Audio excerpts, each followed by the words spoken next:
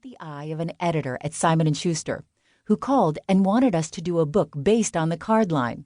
We eventually wrote 2 books for them. Trusting and taking the path of least resistance both show you are in the flow, grasshopper. I eventually thought to tell them about Feng Shui and how there needed to be a landscape Feng Shui book, since I've looked for one for years.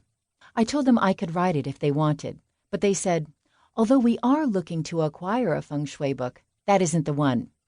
Search for opportunities where there appear to be none, grasshopper. So I simply asked, what are you looking for? And she said, a fun Feng Shui book. Once I got over the initial shock of fun and Feng Shui going together, I decided to take on the challenge of writing a Feng Shui book that would not only make people laugh while they learned, but would also produce awesome results. Well, there you have it, the indirect route to my destiny as a Feng Shui author. I swear, if I had not been open to observing and allowing the flow in my life, I would have shut down that opportunity somewhere along the way for sure. I could have told my friend that landscape architecture was drying up and that I couldn't spend the money on a flight to New York. I could have gotten angry at the narrow-minded card company owner and her separatist help wanted sign and left it at that. I could have decided that I knew nothing about the card industry and therefore had nothing to offer. I could have said, I'm not a writer when Simon & Schuster called asking for a book, but I just kept seeing opportunities instead. I hope this little tale gives you an idea of the magical way Feng Shui can swing you onto a path way better than you could ever forecast or see for yourself. I was and am so happy that my whole career shifted because I'm having a blast helping others create happier and healthier lives with Feng Shui and healthy home practices.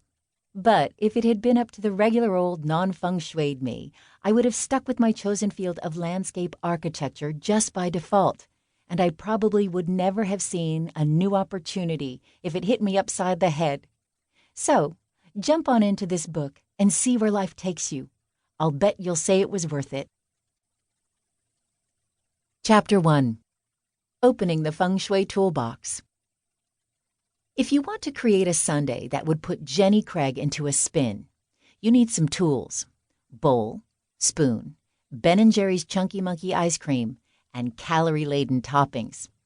If you want to create a life worth living, you also need some tools: a living environment, an idea of what you want out of life, good intentions, and an understanding of the ancient Chinese secrets of Feng Shui.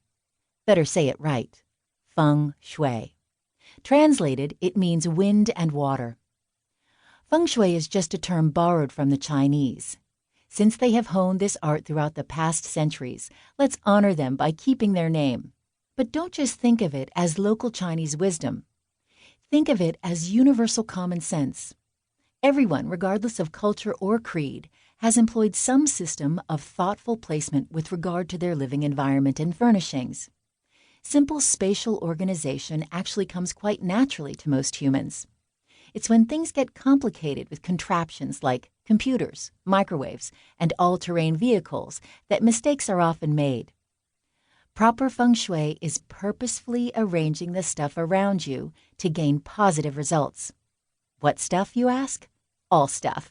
Your worldly possessions, your desk at work, your toothbrush, your underwear. Just as that chunky monkey sundae affects your body when you eat it, each object you place in your living environment affects you as well. You also affect each environment you encounter. Wouldn't it be nice to know how? This book will give you that answer. Consider it the proper nutrition guide for your home. I want to emphasize this point a bit more because I have been asked by a few clients and friends if Feng Shui is a religion. Some others have asked if it can conflict with their organized religion. Although I don't claim to know the dogma of every religion, I do know that Feng Shui is not meant to replace or challenge anyone's religious values or ideas. It is simply a collection of environment-oriented information, just as a cookbook is a collection of food-oriented information. If you are still questioning about this, here's a quick test to help you find your answer. If knowing how food affects your body interferes with your religion, then perhaps knowing how Feng Shui affects you would too. Okay, enough said. Let's get on with it.